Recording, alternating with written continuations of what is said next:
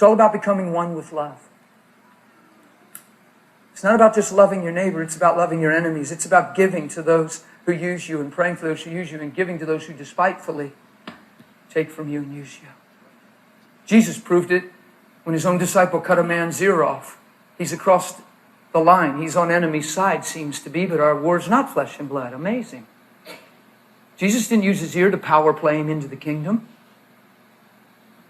He just put it on and rebuked his disciple. Put yourself in the man's shoes that just got his ear healed. You're there to accuse the innocent. You're there to crucify Jesus. You're there to take him to the high priest. You're helping the clan with swords and clubs to turn in this heretic or whatever.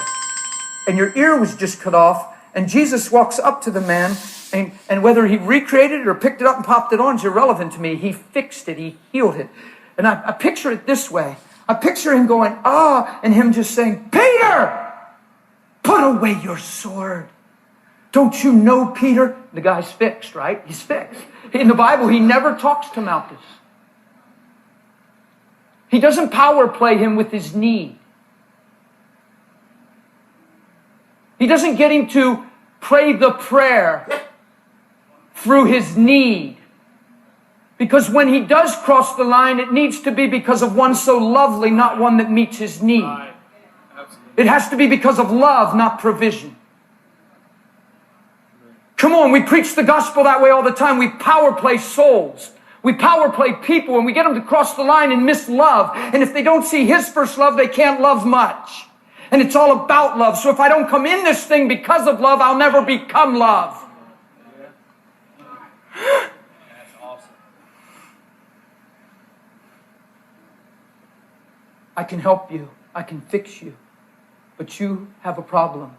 You're on the wrong side of the fence.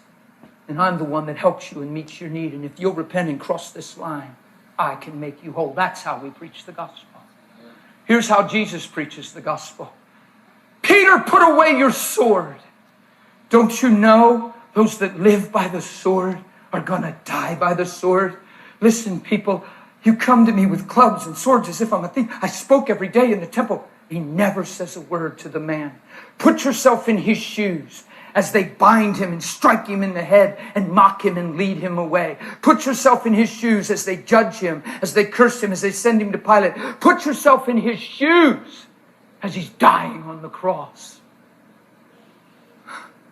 And all of a sudden he can't escape love. All of a sudden he can't hide from the reality of love.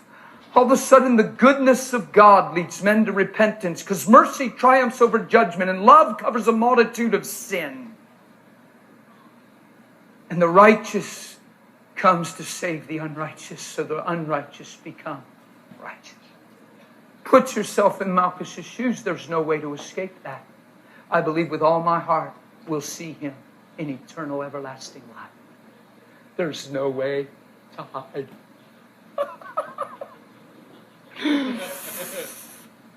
Don't you power play the gospel in men's souls based on their need. You teach them Jesus' love by becoming it.